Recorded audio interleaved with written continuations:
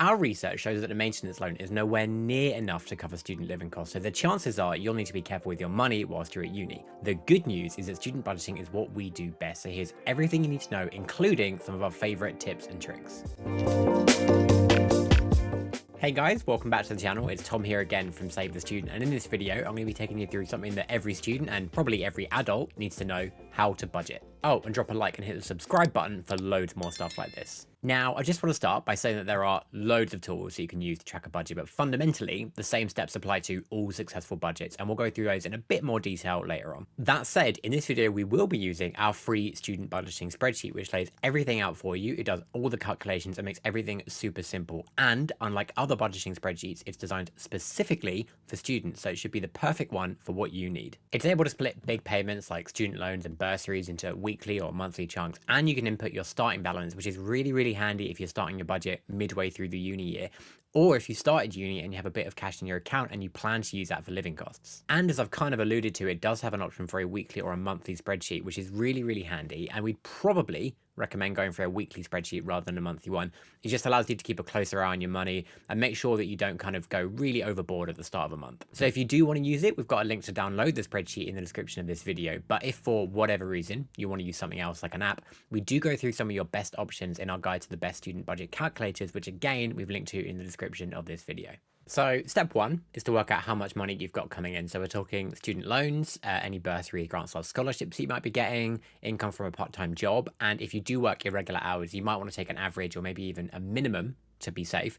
Any parental contributions that you might be getting, money from any side hustles or kind of part-time stuff that you do, like filling in online surveys, any savings that you're thinking you might dip into, plus literally any other form of income that you're planning to use whilst you're at uni. And this kind of highlights one of the ways in which our budgeting spreadsheet is actually really helpful, because you can basically chuck in any amount of money and it will tell you what it breaks down to on a weekly or a monthly basis. So let's take, for instance, student loan payments, which tend to come in 3 chunks throughout the year, which isn't massively helpful for student budgeting, particularly when you're paying things like rent on a monthly basis. So take the amount that you're getting from your student loan, whack it into this box over here, and it will tell you what that breaks down to on a monthly basis, which you can then take and put back into your budget. Or if you're doing a weekly budget, there might be other things that you struggle with. So there might be payments that come in on a monthly basis, but you want to convert them to weekly. So let's say your parents pay you a set amount of money each month, but you want to know how much that breaks down to each week.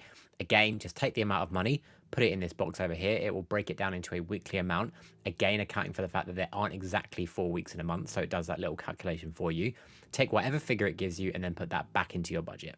Step 2 is to calculate how much you spend on all aspects of your life, or if you're not at uni yet, to estimate how much you think you'll be spending. If you're already at uni, probably the best thing you can do is to just look back at your bank statements, have a look at what you're typically spending on things on a weekly or a monthly basis.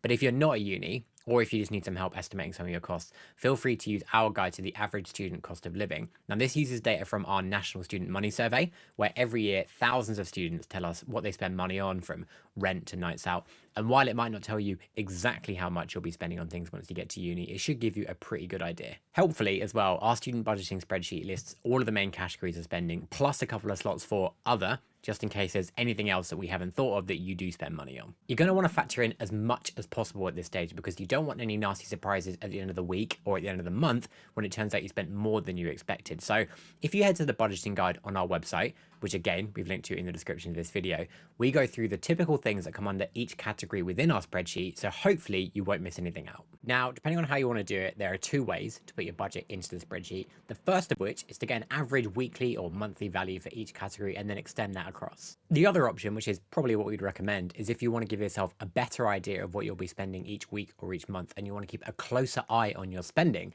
is to put different amounts in for each month, depending on whether spending might be higher or lower. Obviously, things like student loans and rent will be the same every single time, but something like going out, you might spend more money on that around September or October, around freshers period, or perhaps around Christmas too.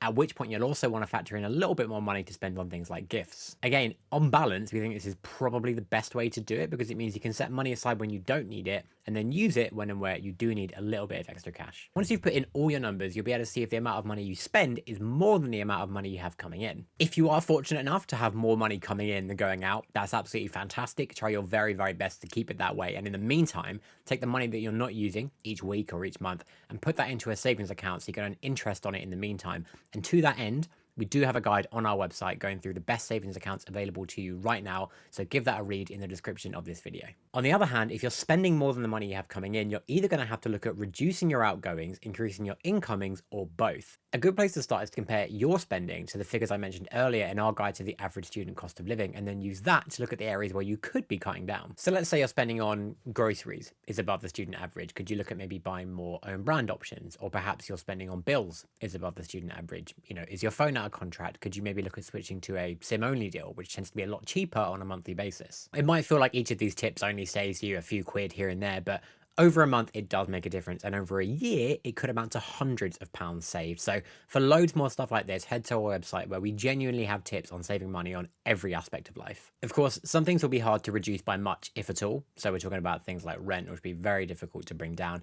And obviously beyond that, there's a limit to how much you can reduce spending in any one category. So if you've looked at reducing spending across all of the categories and you're still not breaking even, it's now time to look at increasing your earnings. Now, again, I don't want to go into too much detail about increasing your earnings because some of it is a little bit self-explanatory. So for instance, get a part-time job, but there can be a little bit more to it than that. So for example, have you thought about getting a less conventional part-time job like pet sitting or tutoring? And what about bursaries and scholarships? If you're not getting one already, you might just have naturally assumed that you're not eligible for one, particularly if you don't fall into one of the traditional categories like low income or high grades. But it actually couldn't be further from the truth, and it's definitely worth spending an hour or two taking a look, seeing if there's any funding out there that you're eligible for, because it could transpire that you could get thousands of pounds of non-repayable funding. And finally, and this is a bit of a sensitive one, but parental contributions. Now, if you're not getting the full loan, it's because the government expects your parents to contribute whatever the difference is between the loan that you're getting and the maximum amount on offer. Obviously, in reality, you might need them to contribute even more than the government expects, but either way, have an honest discussion with them about what your finances are looking like. If they're not already aware, explain to them that you're not getting the maximum loan because of their income and see if there's any way that they can increase the amount that they're giving you. And to make things a little bit easier for you, we do have a calculator on the website that we've linked to in the description of this video that tells you exactly how much the government expects your parents to contribute based on their income. Once you think you've managed to balance your budget, it's worth giving it a go for a few weeks or maybe even a couple of months. And whether you're using our spreadsheet or anything else, make sure you keep track of what you're actually spending and earning so you can see how it compares to whatever you put in your budget. Then you can go back and adjust the figures in your budget and, if needed, revisit the possible ways to reduce your spending and increase your earnings. Because the important thing to remember is that a budget is not likely to be a one-off exercise. You'll need to keep an eye on it, you'll need to check in regularly, and you'll need to make sure that you're not veering off your plan by too much. Now, in terms of sticking to your budget, there are some tricks out there that are designed to help with this, like the 50-30-20 rule, which involves putting 50% of your income towards your needs, 30% towards your wants, and 20% towards savings and repaying debts. But the sad truth is that as a student, you'll probably be looking at having a very tight budget, and instead of putting money aside for savings, your main focus should be balancing the books. That said, there are some small tricks that you can use to keep on top of your budget. So